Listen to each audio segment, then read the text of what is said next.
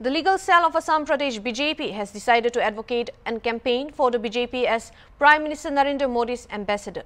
In all, more than 10,000 votes would take to the field to campaign aggressively for the Bharatiya Janata Party in Assam.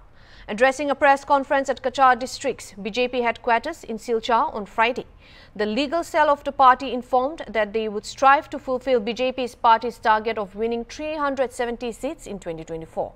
An advocates' legal cell meet in various nook and corner would be set up as a part of this election campaign. Such meets were earlier held in Guwahati, Jorhat, Barpeta and Golaghat. On Sunday, similar meet would be held in Lakhipur, sub-division of Cachar district, and with almost 1,000 advocates who shall join the campaign as Prime Minister Narendra Modi's ambassador from Barak Valley. The legal cell team also expressed not only would BJP rest all seat they are contesting from would also win with a huge margin. Jayanta Kumar said, convener of Assam Pradesh legal cell of BJP.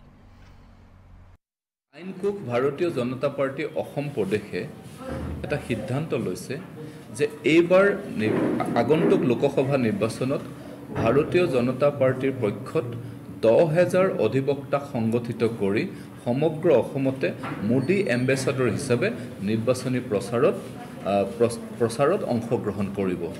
গতিকে সেই সূত্ৰে সমগ্ৰ অসমতে সমগ্ৰ জিলাই একোখনকৈ অধিবক্তা সন্মিলনৰ আয়োজন কৰা হৈছে। ইতিমধ্যে যোৰহাট, গুৱাহাটী, বৰপেটা, গোলাঘাট আৰু আজি কাছাৰ জিলাৰ আজি শিলচৰত অধিবক্তা সন্মিলন অনুষ্ঠিত হ'ব। ইতিমধ্যে 4খন জিলাত সমাপ্ত হৈছে। পৰৱৰ্তী অহা দেওবাৰে লখিমপুৰত অধিবক্তা সন্মিলনৰ আয়োজন হৈছে।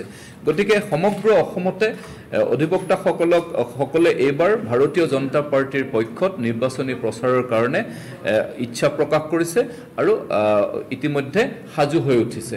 সেই সূত্ৰে সমগ্ৰ বৰাকৰ 3খন জিলাত কাছাৰ, কৰিমগঞ্জ আৰু শিলচৰ এই জিলাকেইখনত 1000 নিম্নতম 1000 অধিবক্তাই নিৰ্বাচনী প্ৰচাৰত ভাৰতীয় জনতা পাৰ্টিৰ পক্ষত অংশগ্ৰহণ কৰিব। নৰেন্দ্ৰ মোদী ডাঙৰীয়াৰ পক্ষত তেওঁলোকে নিৰ্বাচনী প্ৰচাৰত নামিব।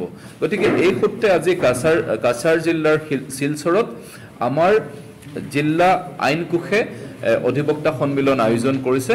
নিশ্চিতভাৱে অধিবক্তাসকলৰ অংশগ্ৰহণে ভাৰতীয় জনতা পাৰ্টিক অধিক শক্তিশালী কৰিব। আমাৰ নৰেন্দ্ৰ মোদী ডাঙৰীয়াৰ যি লক্ষ্য 370খন আসন দখল কৰাৰ ভাৰতীয় জনতা পাৰ্টিয়ে দখল কৰাৰ যি লক্ষ্য, এই লক্ষ্যত অসমৰ পৰা আমি নিশ্চিতভাৱে এক বুজন পৰিমাণৰ আসনেৰে আমি অসমতো জয়লাভ কৰিম। কেউখন আসনতে আমি শক্তিশালীভাৱে নিৰ্বাচনত অৱতীৰ্ণ হ'ম আৰু কেউখন আসনতে আমাৰ ফলাফল সুন্দৰভাৱে অধিক ভাল হ'ব।